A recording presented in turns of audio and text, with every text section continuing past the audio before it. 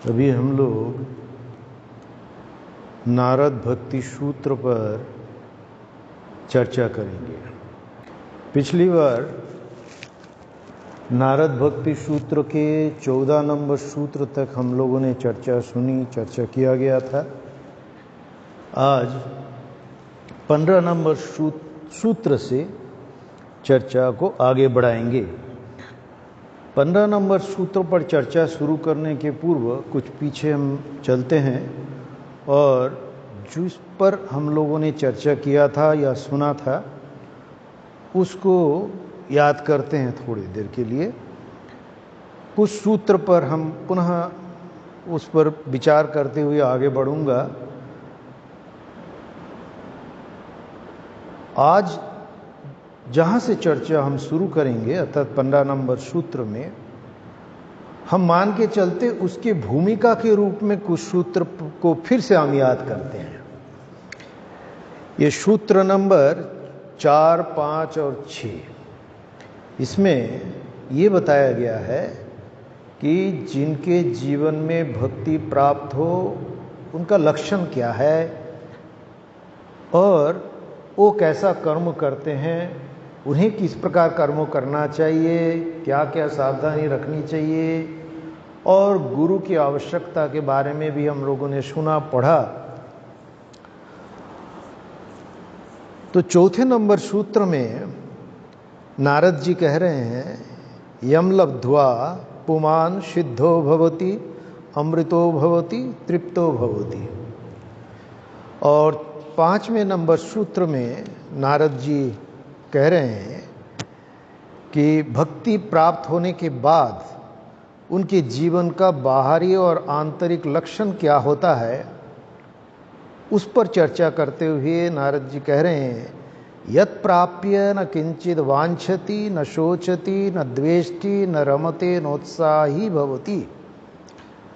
इस पर हम लोगों ने चर्चा पहले ही सुना। उसके बाद 6ठे नंबर सूत्र में नारद जी कह रहे हैं यज्ञात्वा मत्तो भवति स्तब्धो भवति आत्मारामो भवति। ये मत्तो भवति स्तब्धो भवति आत्मारामो भवति, इस पर चर्चा करते हुए भगवान श्री रामकृष्ण देव की लीला का या जीवन के कुछ उदाहरण दिया गया था।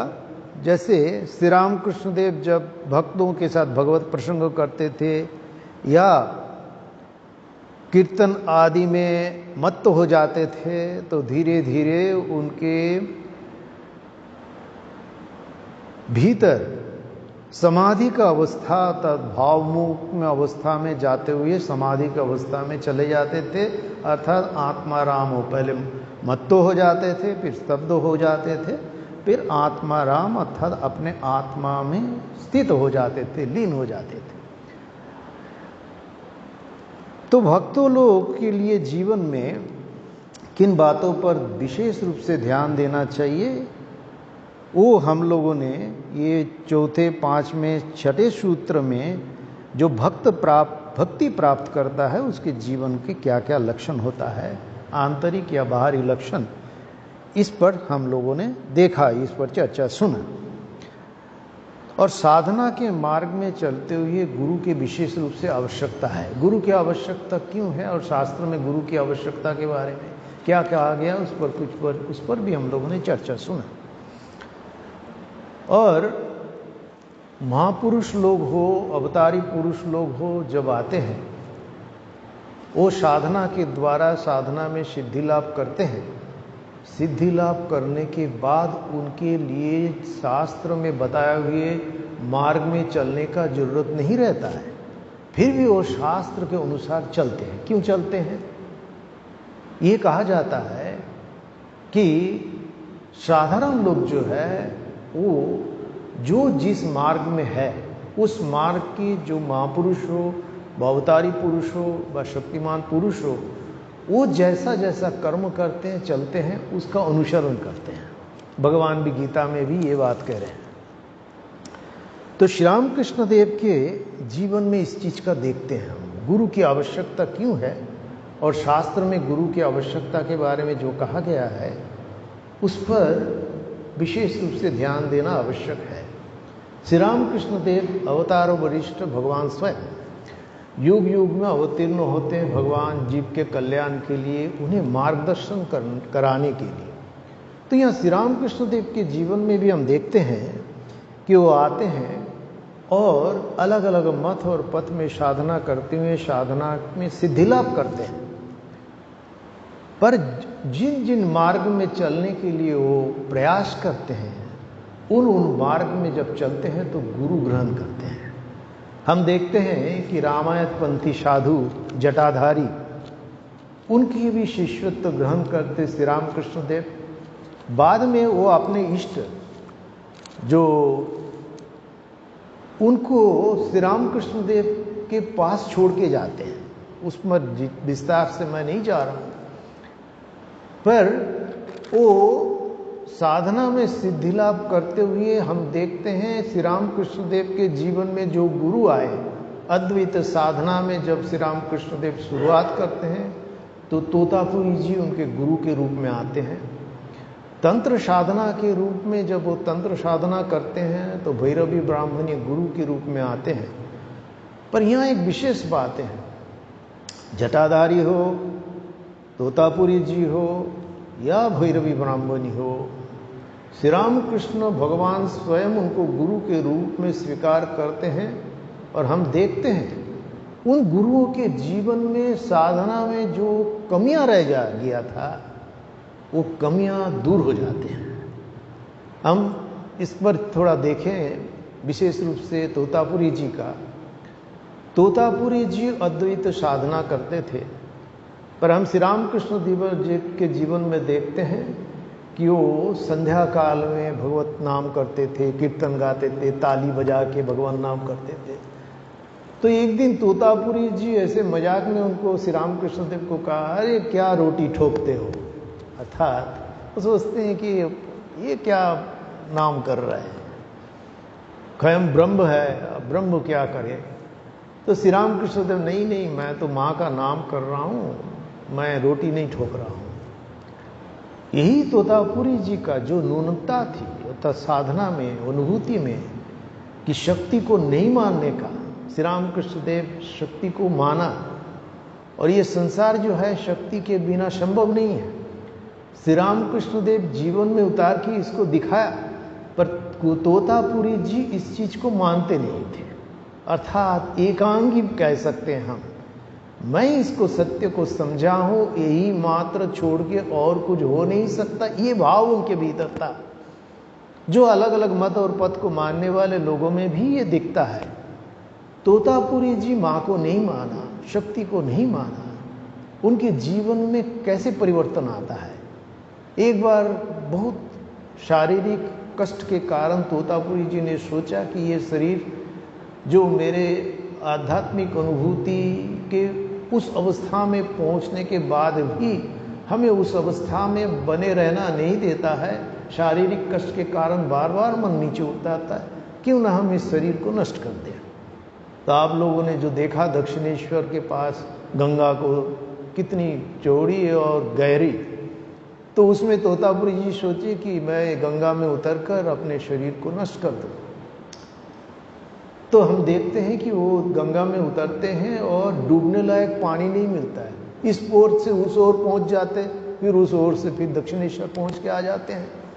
तो कहने लगे क्या दैवी माया है, दैवी माया है। तो बाद में वो शक्ति को स्वीकार करते हैं। इस पर थोड़ा आगे हम चर्चा करेंगे। भैरवी ब्राह्मणी के जीवन में भी हुई, जटाधारी के जीवन में भी हुई, प्रसंग अलग है पर उस पर हम विस्तार से नहीं जाएंगे। तो श्री रामकृष्ण देव गुरु को स्वीकार करते हैं, शास्त्र के अनुसार चलते हुए शास्त्र का विरोध नहीं करते हैं। भगवान स्वयं आके, श्री रामकृष्ण देव के जीवन में विशेषता है, वो आए और अलग अलग मत और पथ में साधना करते हुए शास्त्र के दिशा निर्देश को पालन करते हुए सत्य का अनुभव किया। पर सत्य का अनुभव करने के बाद भी जो सामान्य रूप से लोगों के भीतर जो सोच था, शास्त्र को लेके, शास्त्र का आचार व्यवहार लेके छोटे छोटे चीज, किसी चीज का विरोध नहीं किया, पर सत्य को सामने रखा और कहा कि जो मैंने इसे अनुभव किया हूँ, ऐसा लगता है तुम्हें जो जैसा। वो बंगला में एक है कि तुम मछली के उदाहरण देते हैं कि मैं तो जो कहना कह दिया, तुम ले जाओ मुड़ो बात दे के ले लो, अर्थात वो पूछ का अंश और सर का अंश उसको ले के छोड़ दो, बाकी आसन ले लो, अर्थात ये तुम्हारे ऊपर है, अर्थात भक्तों के ऊपर छोड़ा था। तो श्री रामकृष्ण देव के जीवन में भी हमें देखते हैं कि शास्त्र का जो गाइडलाइन है, दिशा निर्देश है, उसका विरोध नहीं करते। स्वामी जी के जीवन में भी ये चीज हम देखते हैं। इसको कहने का आशय ये है, भक्त लोगों के जीवन के दिशा निर्देश किस प्रकार हो, शास्त्र के अनुसार हो, और शास्त्र में जो बताया गया है उसको जाने और उसके बाद उसको जीवन में उतारे। स्वामी जी के जीवन में भी हम ये चीज देखते हैं। स्वामी जी तब अमरनाथ दर्शन के लिए जा रहे थे, तो उनके साथ अमेरिकन और इंग्लैंड के भक्त महिलाएं, शिष्याएं और कुछ भक्त भी था। तो स्वामी जी जहाँ जहाँ रात के तंबू लगा रहे थे, तो पास में उनका भी तंबू लगाया जा रहा था। तो एक जगह कुछ सन्यासी भी रुके हुए थे, वो लोग भी अमरनाथ दर्शन के लिए जा रहे थे। वो लोग आके स्वामी जी से निवेदन किया, स्वामी जी आप महान पुरुष हैं, आपकी बात तो अलग है, पर हम लोगों का एक निवेदन था कि आपके तंबू हमारे साथ लगे, पर आपके जो शिष्य हैं ये लोग हैं, इनका तंबू जो है भक्तों के साथ लगे तो अच्छा ठीक लगेगा। स्वामी जी तुरंत स्वीकार किया, अर्थात शास्त्र के जो दिशा निर्देश था उसके अनुसार स्वामी जी ने चला, और आगे जाके जब जब जहाँ जहाँ तांबू लगाया गया, स्वामी जी का तो सन्यासियों के साथ लगा पास एक एक करके, और भक्तों के साथ वो शिष्यों का वो तांबू लगाया गया है। तो शास्त्र के महापुरुष लोग जो होते हैं, वो शास्त्र की बात को कभी भी नकारते नहीं, उसका दिशा निर्देश को बराबर पालन करते हैं, और नहीं तो उनके पीछे जो मानने वाले आएंगे वो गलत रास्ते में जाएंगे। ये श्री रामकृष्ण देव भी उदाहरण दिया है कि वो तो अपनी देशी भाषा में, गांव की भाषा में कहते थे कि मैं खड़े खड़े पेशाब करूं, तुम लोग घूम घूम के पेशाब करोगे, अर्थात कहने का आशय है मैं थोड़ा सा इतना करूं तो तुम लोग मेरा नाम लेके और बहुत बड़े बड़े गड़बड़ करोगे। इसलिए कि जो महापुरुष लोग होते हैं, ऋषि मनीषियों ने, इनके लिए दायित्व कर्तव्य बहुत बढ़ जाता है, उसको आगे भी हम देखेंगे। और उसके बाद ये 14 नंबर सूत्र तक हम लोगों ने इसके पहले चर्चा किया। इसके बाद एक विशेष बात जो जिसको जानने के बाद अपने शास्त्र के प्रति, यद्यपि आप लोगों को मालूम है, अपने धर्म के प्रति, अपने शास्त्र के प्रति, अपने संस्कृति के प्रति श्रद्धा बढ़ जाएगा। कैसे? यहाँ हम देखते हैं नारद भक्ति सूत्र में नारद जी भक्ति के बारे में अपने अनुभव को रखते हैं, अपने साधना के दिशा निर्देश को रखते हैं। उसके बाद वो जो विचार को रखते हैं, वो विचार छोड़ के दूसरे महापुरुष लोग हो, ऋषियों ने विचार भी अलग अलग विचार है, उसका भी स्थान देते हैं। वो क्या कहते हैं नारद जी 15 नंबर सूत्र में, तत्लक्षणानि वाच्यन्ते नाना मत भेदान, अर्थात तत्लक्षणानि, इनके लक्षण के बारे में, जो लक्षण के बारे में मैंने पहले पढ़ा 4, 5, 6 नंबर सूत्र में, इस सूत्र में नारद जी जो जो लक्षण के बारे में कह रहे हैं कि जिन्हें भक्ति प्राप्त हो उनके जीवन में बाहरी आंतरिक लक्षण क्या क्या है, वो हम लोगों ने पढ़ा। नारद जी क्या करते हैं, नारद जी दूसरे महापुरुष लोग जो इसके बारे में कह रहे हैं उसको भी अपने सूत्रों में स्थान दे रहे हैं कि मैंने तो कहा ऐसा ऐसा, पर इसको छोड़ के भी अलग अलग ऋषियों ने ये कहा, आपको इस बारे में भी जानकारी दे रहा हूं। इसको देखने के बाद एक विशेष चीज हमें, जिसका मैं कह रहा था कि अपने मत और पद के प्रति जो श्रद्धा कैसे बढ़ जाते हैं। देखो नारद जी चाहते इस पर उल्लेख ही नहीं करते, मैं क्यों बोलूं, मैं अपने को जो समझ में आया, मुझे जो ठीक लगा हमने लिख दिया, दूसरा क्या बोल रहा है नहीं बोल रहा है हमको लेना देना नहीं है। नहीं, वो कह रहे देखो भाई, भक्ति के बारे में मैंने ऐसा ऐसा कहा, इसका छोड़ के भी अलग अलग ऋषियों ने ये कहा, ये भी आप जान के रखो। उसके बाद मैंने जो कहा वो भी आपके सामने रख रहा हूं, उसके बाद आपको जो सही लगे उसको करो। ये उदारता जो है हमारे सनातन धर्म कहे, हमारे वेदांत धर्म कहे, इस देश के संस्कृति को कहे, इसमें स्वीकार्यता है।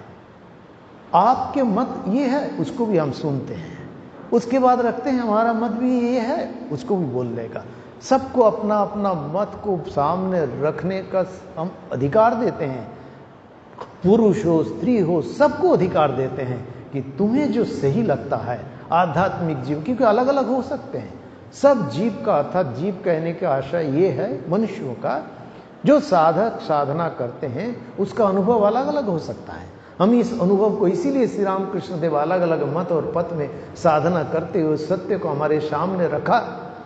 इसको इसीलिए रखा क्योंकि अवतार दिशा निर्देश देने के लिए, लोगों को धर्म पथ में अग्रसर कराने के लिए, पुनः प्रेरित करने के लिए अवतरित होते हैं। उन्होंने श्री रामकृष्ण देव इसीलिए अलग अलग मत और पथ में साधना किया कि नहीं, तुम ये मत समझो कि तुम ये पथ को सही मानते हो और इसमें चलते हुए तुम्हें कुछ प्राप्त हुआ है, एकमात्र यही पथ है, ऐसा नहीं है, अलग अलग मत पथ है। इसीलिए जैसे नारद जी ने भी अलग अलग मत और पथ रखने वाले, मत को रखने वाले लोगों की या ऋषियों की जो विचार है उसको भी स्थान देते हैं।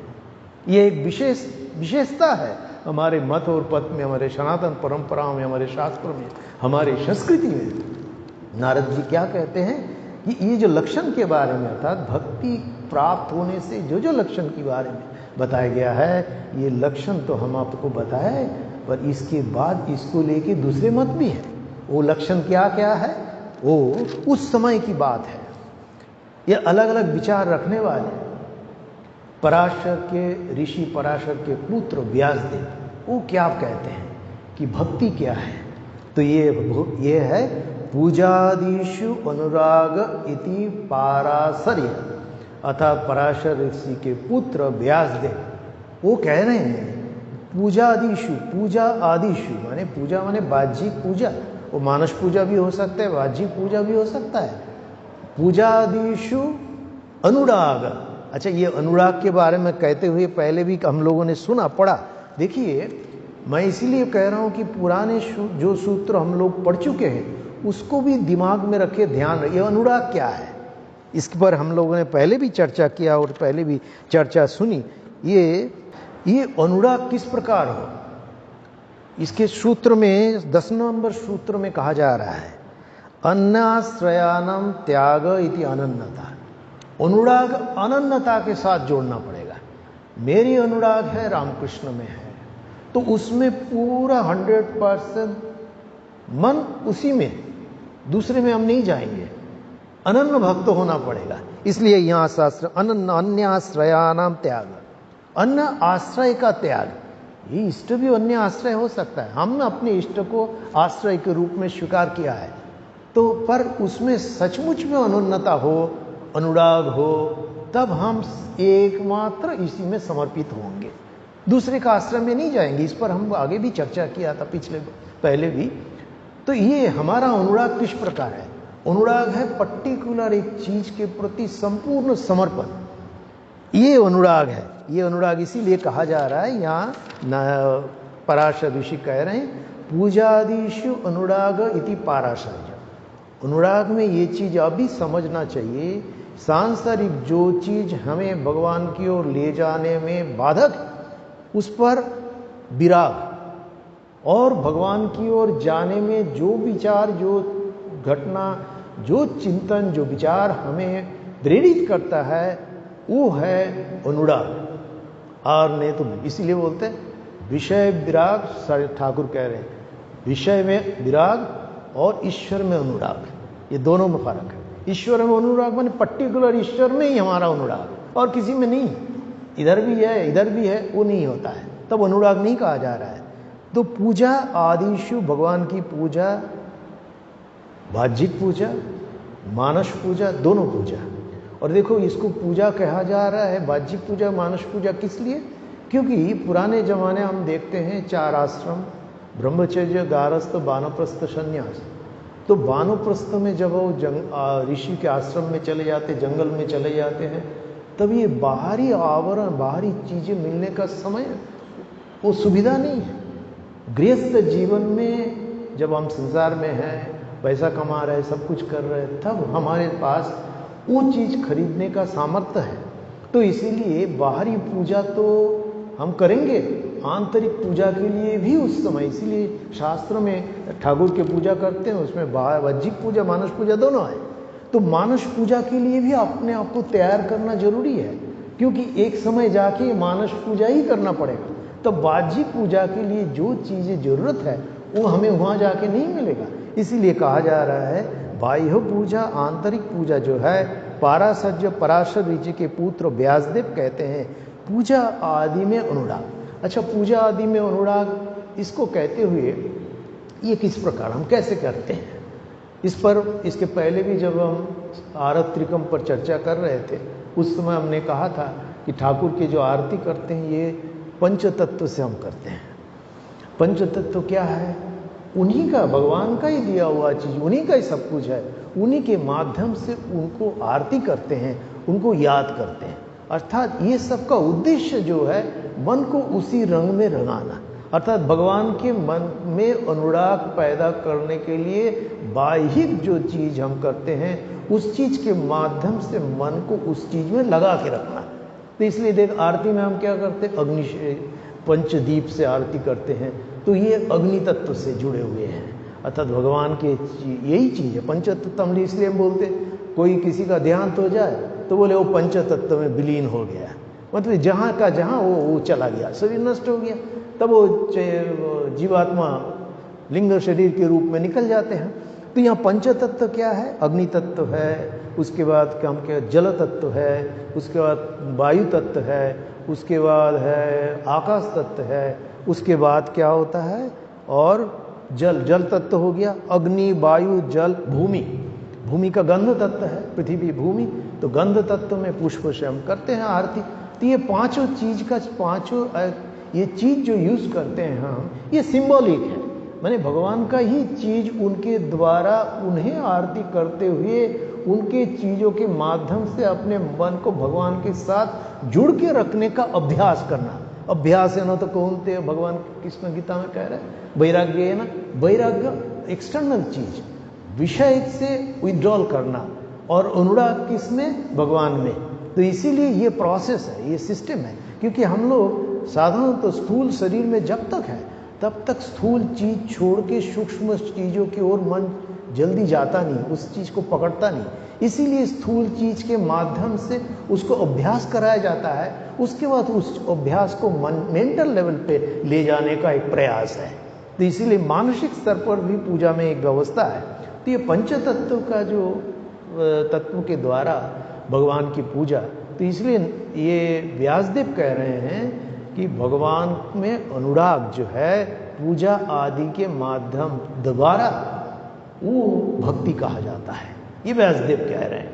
अच्छा, इसके बाद जो वहीं रुके नहीं, एकमात्र व्यासदेव का उदाहरण देके वो बैठ गए नारद जी, नहीं, उसके बाद क्या करते हैं, एक ऑप्शन आउट बता रहे हैं कि भाई देखो ये गर्ग, ऋषि गर्ग क्या कहते हैं?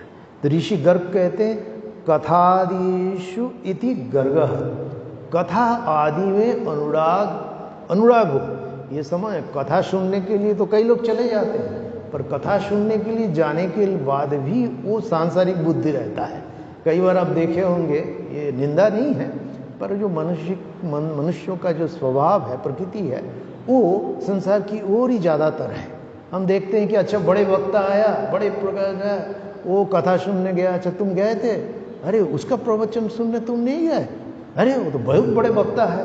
तो वक्ता क्या तत्व रख रहा है, भगवान की बात रहे, उसमें रुचि नहीं है, वो बड़े वक्ता है। इसीलिए हमें ऐसा, हम लोगों को भी देखने को सुनने को मिलता है, अरे महाराज मैं तो उनका सुनने गया था, वो अमेरिका से वो महाराज आए थे, उस समय मैं प्रवचन सुनने आया था, 2 साल पहले वो आए थे, उसके बाद आश्रम में जाना ही नहीं हुआ है, वो आए थे तो मैं सुना था, उनके बाद बड़ा किताब लिखे, जानते हैं। तो उनको एक्सटर्नल चीज है, महाराज की बात यहाँ नहीं हो रहा है कि हमारी, इसलिए कह रहे हैं कि मन किधर है, शरीर तो कहीं भी जा सकता है, शरीर के साथ साथ मन उसमें है कि नहीं, ये मन जहाँ है वो अनुराग हो रहा है। इसीलिए मन किधर है वो हम ही खुद समझ सकते हैं। हमें आश्रम में जाना हो तो मन कैसा है, स्वार्थ बुद्धि से प्रेरित है तो भगवान में अनुरक्त नहीं है।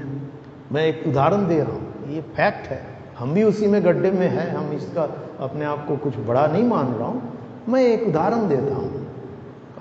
यही पास में कोई रहते हैं, कुछ महीना पहले की बात है, उनको एक एक्सीडेंट हो गया तो पैर में फ्रैक्चर हो गया पूरा, वो प्लास्टर करके, तो डॉक्टर ने बोला होगा टहलने के लिए, तो आश्रम में टहलने आते थे, तो कोई लेके आता था तो वहाँ खड़े होके चढ़ नहीं सकते, बड़े कुछ देर तक ठाकुर को प्रणाम करते थे, वो करते थे जाते समय, और एक एक चक्कर लगा के फिर प्रणाम करते थे उसे, धीरे धीरे ठीक हो गया। उसके बाद यहाँ हमारे डॉक्टर के शर्मा जी आते, उनके पास भी दिखाने आते थे, तो चलने लगे, एकदम स्वाभाविक हो गया, और हमें भी नज़र आ जाता है क्या करें। तो कुछ दिन पहले फिर वो के शर्मा के पास कुछ दिखाने आया होगा, तो आए, मैं ऐसे ही खड़ा था, तो गए, एकदम स्वस्थ हो गया, कुछ नहीं है, और वो ऐसे ही चले गए, इधर दिखा ही नहीं, घूम के भी नहीं देखा। तो इसको आगे भी हम देखेंगे, इस पर बड़ा इंटरेस्टिंग चीज़ है कि जब हम खुशी खुशी रहते, सुख में रहते, आनंद में रहते, तो भगवान याद नहीं आते, दुख में ही भगवान याद आते हैं। जब शरीर समर्थ है तब तो संसार को लेके मजा किए, बस बूढ़े हो गए क्या करें, बोले ये समाज की व्यवस्था है, देखो कहते हैं बूढ़े हो गए क्या करोगे, जाओ आश्रम में जाओ। ऐसा मैं देखा, मैं पहले एक आश्रम में रहता था, वहाँ एक सज्जन उम्र हो गया, प्रेयर में आते थे, अच्छी बात है, मैं ऐसे ही पूछा कि आप कहाँ रहते हैं, प्रेयर में रहते। अरे स्वामी जी क्या करे, बहू बोली रोज ये घर में बैठ, क्योंकि उस समय उन बहू लड़का बच्चा आता था, अभी ससुर बैठे रहे तो बहू को भी ठीक नहीं लगता होगा, जाओ जाओ क्या करोगे, आश्रम में जाओ, तो इसीलिए आना पड़ता है, तो आना पड़ता है, अनुराग नहीं है। तो अनुराग जो है ये क्या है, इसलिए कहा जाए पूजा आदिषु अनुराग इति पाराशर्य। उसके बाद कहा जा रहा है कथादिषु इति गर्ग, कथा आदि में अनुराग भक्ति कहा जाएगा, ये ऋषि गर्ग कह रहे हैं। कथा में अनुराग कैसे, एक उदाहरण देता हूं। एक बार कोई बड़े रामचरितमानस के प्रवचनकार मुरारी बापू जी, बहुत पहले की बात है, वो आए थे रायपुर में उस समय हमारे पंडित जी आते थे, राम किंकर जी, बड़े बहुत रामायण के रामचरितमानस के बहुत बड़े वक्ता। तो किसी कारण वो पंडित जी इनको मालूम पड़ा कि ये पंडित जी आएंगे, तो उनका प्रवचन सुनने आ गया है मुरारी बापू जी। तो आके आश्रम में आए, तो आश्रम के बड़े स्वामी जी बोले महाराज उनका तो कुछ तबीयत खराब हो गया, 1-2 दिन बाद आएंगे, अभी दूसरे प्रवचनकार आएंगे, उनका प्रवचन 2 दिन रहेगा। तो मुरारी बापू ने कहा कि बहुत अच्छी बात है, मैं काल भी आऊँगा, इनका भी प्रवचन सुनने आऊँगा। कथा कौन कर रहे हैं वो तो मुख्य नहीं है, पर कथा भगवान की हो रहा है, तो मैं सुनने जरूर आऊँगा। तो 2 दिन आए, फिर उसके बाद जब राम किंकर महाराज आए प्रवचन करने, तब भी आए। तो मेरा कहने का आशय है ये महापुरुष लोग को, उनके जीवन को लेके हम कुछ भी कह सकते हैं, हम सामान्य बुद्धि लोग, पर ये जो दिशा निर्देश रखते हैं, जैसे स्वामी जी के बारे में कहा, मैं ठाकुर जी के बारे में कहा, गुरु ग्रहण करना, स्वामी जी की वो घटना को उल्लेख किया, तो ये ऋषि गर्ग कथा आदिषु अनुराग, कथा हम सुनने इसीलिए जाएंगे ताकि मेरे प्रभु की कथा हो रहा है, उनके लीला चिंतन हो रहा है, इससे मेरे मन शुद्ध होगा, पवित्र होगा, वो कथा में मन लगे रहे, ऐसी भावना हो तो भक्ति कहा जाएगा। नहीं तो कथा में भाग लेने से ही वो भक्त है, ऐसा कुछ नहीं है। उसके बाद 18 नंबर सूत्र में ऋषि शांडिल्य क्या कह रहे हैं भक्ति को लेके। हम लोगों ने व्यासदेव का सुना, गर्ग का सुना, शांडिल्य क्या कह रहे हैं। शांडिल्य ऋषि कह रहे हैं आत्मरति अविरोधेन इति शांडिल्य, आत्मरति अविरोधेन, शांडिल्य के मतानुसार भक्ति पथ में आत्मरति के विरोधी जो चीज है उससे दूर रहना और उसमें रति। अच्छा, आत्मरति क्या, जैसे मैंने कुछ देर पहले सामने ठाकुर का उदाहरण दिया कि मत्तो भवति स्तब्धो भवति आत्मा रामो भवति, आत्मा में रमन करना। ये जीवात्मा नहीं, चैतन्य आत्मा में जो सच्चिद आनंद स्वरूप है उस आत्मा में रमन करना।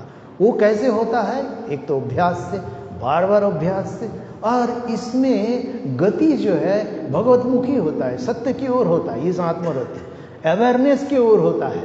और जो सांसारिक चीजों में जो रति है, आत्मरति है, इसमें मनुष्यों को नीचे की ओर ले जाता है।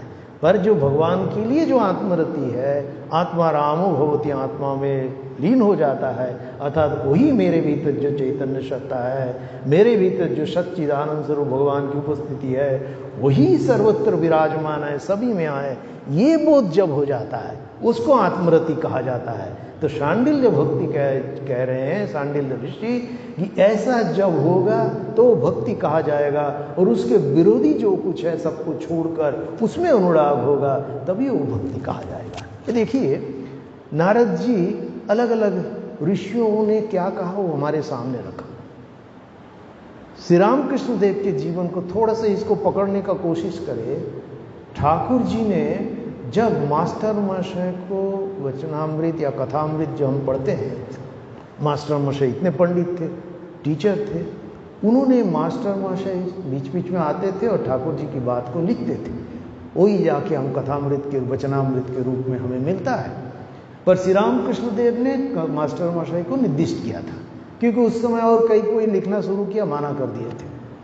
मास्टर महाशय ठाकुर जी ने जिस प्रकार जिस भाषा में जो चीज जैसे रखा वैसे ही रखा, कोई परिवर्तन नहीं किया, अर्थात अपने अहंकार, अपने बुद्धि, अपने विचार को बीच में नहीं लाया। यहां भी हम वही देखते हैं। नारद जी क्या कह रहे हैं कि ये सब रखने के बाद ये अहंकार जहां है, अहंकार किसमें होता है? मन और बुद्धि के साथ आता है। तो मन और बुद्धि, हम भगवत गीता में भी ये भगवान कह रहे हैं, इसको आगे हम आएंगे कि जहां मन बुद्धि, अर्थात बुद्धि दो प्रकार के हो सकता है, विवेक युक्त बुद्धि और स्वार्थ बुद्धि। स्वार्थ बुद्धि संसार की ओर ले जाता है, हमें सीमित करता है। विवेक युक्त बुद्धि जो है, जो सही है, जो क्या गलत है, ये जो निर्णय लेता है और निर्णय लेके सत्य रास्ते में भगवान की ओर जाने का जो प्रयत्न करता है, वो बुद्धि विवेक युक्त बुद्धि है। वो बुद्धि जब जिसके पास है, उसका पैर जिसको कहते हैं बेताल में नहीं पड़ता है, गलत रास्ते में नहीं पड़ता है, ये भी जान के रखे। तो नारद जी उसके बाद क्या कहते हैं, ये बहुत, जिसके बारे में पहले भी चर्चा हुई, ये बहुत पते की बात है। नारद जी कहते हैं, नारदस्तु तदर्पित अखिल अखिल चारता तद विस्मरणे परम व्याकुलता च इति, अर्थात व्याकुलता इति च। अतः नारद जी कहते, क्या कह रहे हैं कि भगवान में आत्मसमर्पण और समस्त कर्म का फल उसे समर्पण करना। तो इसके पहले भी इस पर चर्चा किया, जो कर्म फल को भगवान में कैसे समर्पण करें। हम लोग तो गृहस्थ है, गृहस्थ जीवन में स्वार्थ के सब तो आ ही जाता है, लाभ हानि की बात आ ही जाता है। तो उस समय मैंने कहा था, इस पर शास्त्रकार लोग भी कहते हैं, उसी को मैंने कहा आगे लाया कि जब ये उपाय कैसा है भगवान में समर्पण करना, ये बोध तो होता नहीं। समर्पण का क्या मतलब है? भगवान कर्म का फल भगवान में समर्पण करना। ये विचार रखना कि जो भी कर्म भगवान ने, हमें जो कर्म करना पड़ रहा है, ये ठाकुर ने दिया है, मेरे इष्ट ने नहीं दिया है, इसको पूजा के रूप में हम करें। उसके बाद उसका जो रिजल्ट हो वो प्रसाद के रूप में ग्रहण करें। ये सहज हो जाता है थोड़ा कि भगवान के सब कुछ कर्म फल ईश्वर में निष्काम भाव से कर्म करना। निष्काम भाव तो कुछ ना कुछ भाव आ ही जाता है। कहने का आशय निष्काम भाव से कर्म है अल्टीमेट। ये बहुत साधना के बाद ये निष्काम भाव से कर्म हो सकता है, क्योंकि कर्म फल सब भगवान के चरणों में समर्पण करना, इसका कोई कॉन्सेप्ट हमारे पास है नहीं। क्या फल समर्पण करना, इसके पहले तो कर्म करते हैं, फल तो बाद में समर्पण होता है। तो कर्म करते समय कहीं ना कहीं लाभ हानि, मन बुद्धि अहंकार आ ही जाता है। इसलिए अच्छा ये होता है, ये एक्सेप्ट कर ले कि भगवान ने हमें ये दायित्व कर्तव्य संसार में रहते हुए दिया है, इसको पूजा के रूप में हम करें। पूजा के रूप में कैसे करें? हर समय भगवान का चिंतन जरूरी है। जहां से भगवान के चिंतन छूटा, वहां अहंकार आके घुस गया, मन आके, बुद्धि आके, अहंकार आके घुस गया और हमें रास्ते से भटका दिया। इसलिए बार बार अभ्यास करना चाहिए कि ये पूजा के रूप में करके उसमें जो लाभ हो हानि हो ये भगवान के प्रसाद। इसमें क्या है, बड़ा अच्छा लाभ होने से भी खुशी से हम उछलेंगे नहीं, और दुखी होने से, दुख होने से अर्थात उसमें व्यर्थ होने से हम दुख से टूट नहीं जाएंगे। तो ये बहुत जरूरी चीज है। तो यहां कह रहे नारद जी, उनके विस्मरण में परम व्याकुलता, अच्छा परम व्याकुल हो जाना बड़ा अच्छा नहीं लगता है। कैसे कैसे ये श्री राम कृष्णदेव के जीवन में हम देखते हैं, माँ तुम फिर मेरे को दर्शन नहीं दिया और एक दिन चला गया, नदी के किनारे जाके नदी के रेत में मुंह घिस रहे, परम व्याकुलता है। अर्थात एकमात्र यही चाहिए और कुछ नहीं चाहिए। जागतिक जीवन में भी ये परम व्याकुलता होता है। आप सबके कुछ ना कुछ छोटा थोड़ा बहुत अधिक अनुभव है। अभी जो कम उम्र के लड़का लड़कियां उनको तो अनुभव हो ही रहा है, हमें भी उस रास्ता को पार करके आए। तो परम व्याकुलता कैसे होता है, उसका कुछ सांसारिक चीजों को ये नहीं मिल रहा है, वो नहीं मिल रहा है, पागल की तरह। 2-4 दिन पहले की बात है, किसी ने फोन किया, तो आजकल सब अविवाहित कोई लड़की थी कि वो कोई कंपनी बदलना चाहते हैं, तो उसमें इंटरव्यू होता है, 2-3 बार होता है, फिर बताते हैं ऐसे ऐसे ठीक है तुम्हें बताया जाएगा।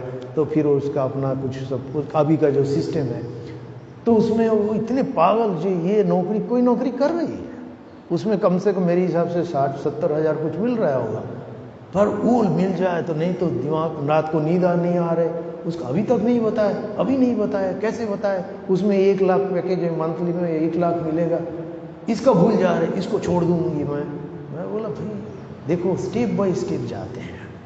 एकदम से तो एक तो है कि कोई भी चीज प्राप्त करना है उसमें देखना पड़ेगा, वो लक्ष्य एक रहता है, पर लक्ष्य को प्राप्त करने के लिए अपने आप को योग्य बनाना भी जरूरी है। योग्यता 1-2 दिन में नहीं आता है, उसके लिए प्रयास करना पड़ता है, अभ्यास करना पड़ता है, तब जाके प्राप्त होता है। इसके उल्टा एक लड़का जो अभी बेंगलोर में नौकरी कर रहा है, मैं जानता हूं उसको, वो इंजीनियरिंग पास करके वो पहले गुड़गांव वगैरह में सामान्य कुछ 15-20 हज़ार का नौकरी करता था। ऐसे ही बड़ा कष्ट करके किसी के साथ वो 2-3 जने लड़के मिल के रहते धीरे धीरे एक कंपनी चेंज करके उतने कंपनी चेंज करके ये 5-6 साल लगा उसको। अभी जाके बेंगलोर में एक बड़े कंपनी में उसको 1 साल में नौकरी मिला है। उसको लेने के लिए ऑफिस से गाड़ी आ जाता है, फिर छोड़ के जाते हैं। वो ऐसे अच्छी जगह में 3 BHK फ्लैट लिया, किराए पे लिया है। तो देखो कैसा, तो ये एकदम से नहीं होता है। साधना के क्षेत्र में भी कुछ चीज हम प्राप्त करना चाहते हैं, उसके लिए भी दीर्घ अभ्यास जरूरी है। इसके पहले मैं एक उदाहरण दिया था। एक बार नारद जी जा रहे थे भगवान विष्णु से मिलने के लिए, रास्ते में एक बाबा जी मिल गया, कह रहे कि आप कहाँ जा रहे हो नारद जी। नारद जी ने कहा कि मैं तो भगवान विष्णु के पास जा रहा हूँ, उनसे मिलने के लिए जा रहा हूँ। तो बाबा जी ने कहा कि मुझे कब भगवान लाभ होगा, एक बार भगवान विष्णु को पूछना, आप आके तो आप जब आओगे लौट के मेरे को बताना। नारद जी ने कहा जी। उसके बाद और कुछ देर जाने के बाद और एक सन्यासी बाबा जी मिल गया, वो भी प्रश्न किया कि आप कहाँ जा रहे हो। तो नारद जी ने कहा कि भगवान से मिलने जा रहा हूँ। तो उन्होंने भी कहा भगवान को पूछना कि मेरा कब भगवान लाभ होगा। फिर लौट के आए नारद जी, तो पहले वालों को कहा कि भाई नारद जी, भगवान ने कहा कि आपका और 2 जन्म लगेगा तब आपको भगवत प्राप्ति होगा।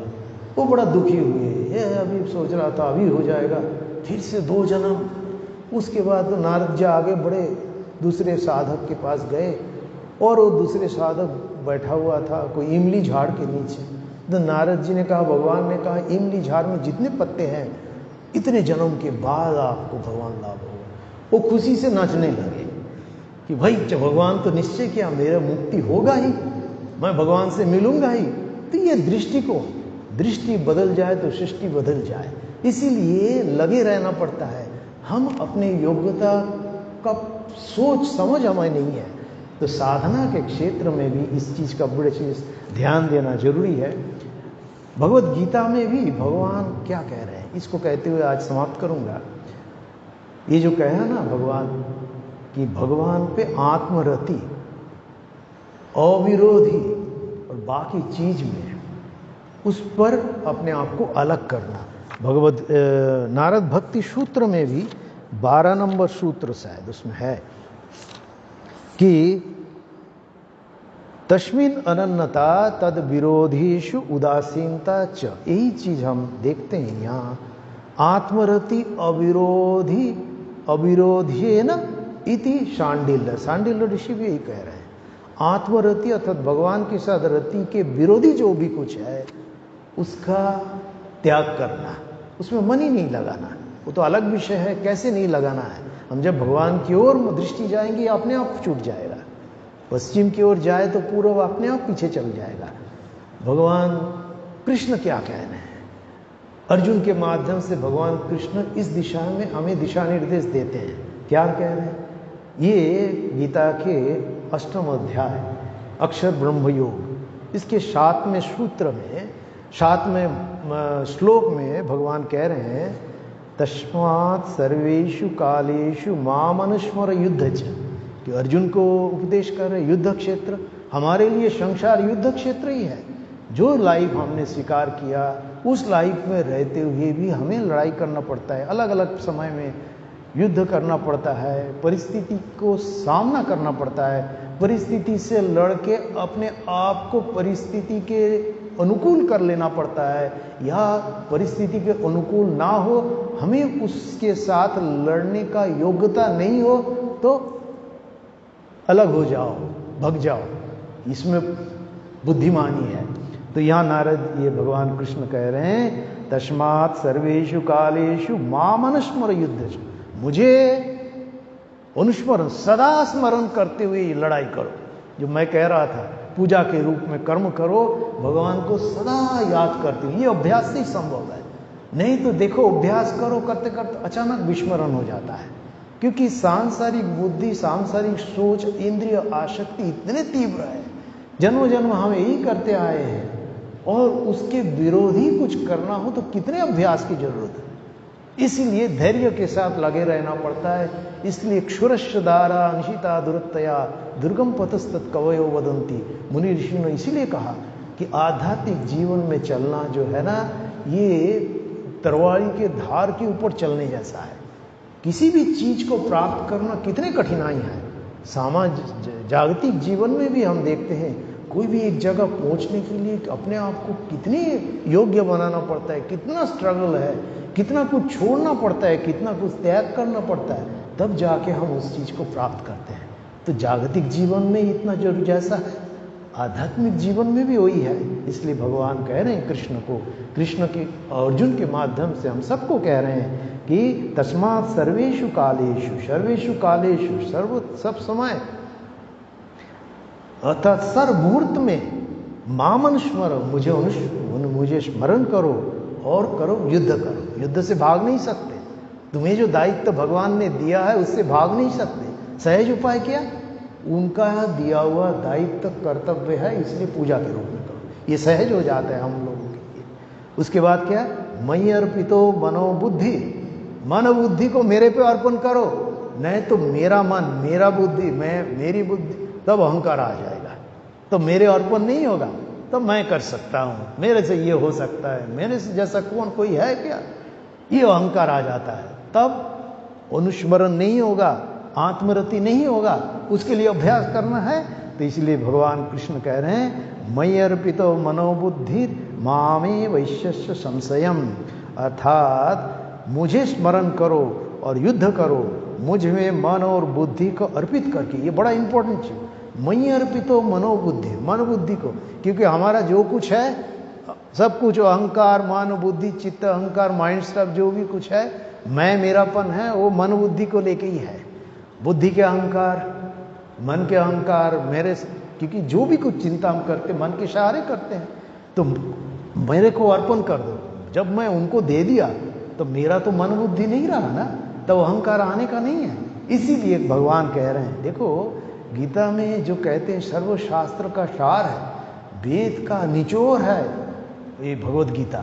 इसलिए हमारे लिए, साधारण लोगों के लिए ये भगवत गीता पढ़ना बड़ा आवश्यक है। जो हम पढ़ते नहीं, जानते नहीं। दूसरे मत और पथ को मानने वाले, जैसा मैंने कहा था पहले भी, हमारे मत और पथ में मानने वालों के लिए सनातन हो, हिंदू कहे, इसमें जब हम जानेंगे इसकी उदारता, महापुरुष लोग भी दूसरे मत और पथ को स्वीकार करते हैं, उसको सुनते हैं। ये परंपरा हमारी है और किसी में नहीं है। ये रास्ता दिया गया है, नहीं जब तुम मानोगे काट देंगे, तुम्हें मार देंगे। हमारे यहाँ ऐसा नहीं है। सबको समान अधिकार और सबको स्वीकार करना, ये बहुत जरूरी चीज है। ठाकुर जी ने इसीलिए अलग अलग मत पर पथ में साधना करते हुए उसकी हमारा सोच कैसा होना चाहिए उसको लेके ये हमारे सामने लीला करके रास्ता दिखाया। क्योंकि ठाकुर को तो इतने साधना करने का जरूरत नहीं था, भगवान स्वयं है, उनको क्या जरूरत है हमें दिखाने के लिए। हमें इसलिए गीता में भी हम पढ़ते हैं भगवान अवतरित होते हैं। क्यों अवतरित होते हैं? धर्म संस्थापन के लिए।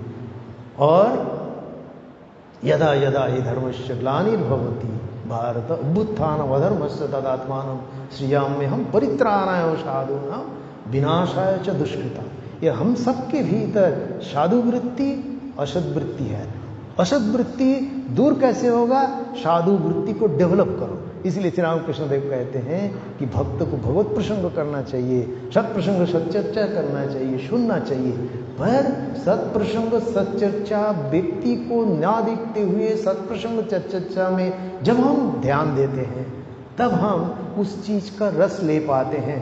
पर हमारा जब संसार आ जाए, तुलनात्मक दृष्टि आ जाए, मन आ जाए, बुद्धि आ जाए, तब हम विचार करने लग जाते हैं। सत्प्रसंग सच्चर्चा गौण हो जाता है। इसलिए भगवान कह रहे हैं तस्मात् सर्वेषु कालेषु मामनुस्मर युद्ध च मय्यर्पितो मनोबुद्धिर मामे वैश्यस्य संशय। कोई संशय ना हो, एकदम निसंशय होकर मन बुद्धि मेरे चरणों में समर्पण करते हुए युद्ध करो। तुम्हें जो दायित्व तुम्हें मिला है वो दायित्व का निर्वाह करो।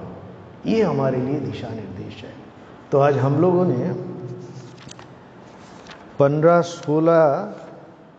16, 17 नंबर सो कथा आदिशु गर्गः इति गर्गः, ये 17 तक।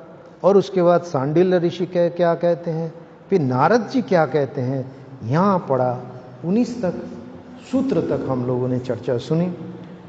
तो अभी हम लोग जो भी चर्चा सुना, अभी हम श्रवण हुआ, थोड़ा मनन करते हुए उस पर निधिध्यासन करेंगे। 5 मिनट के लिए हम थोड़ा इस चीज़ को अपने जीवन में आत्मसात करने के लिए, अभ्यास करने के लिए थोड़ा ध्यान करेंगे।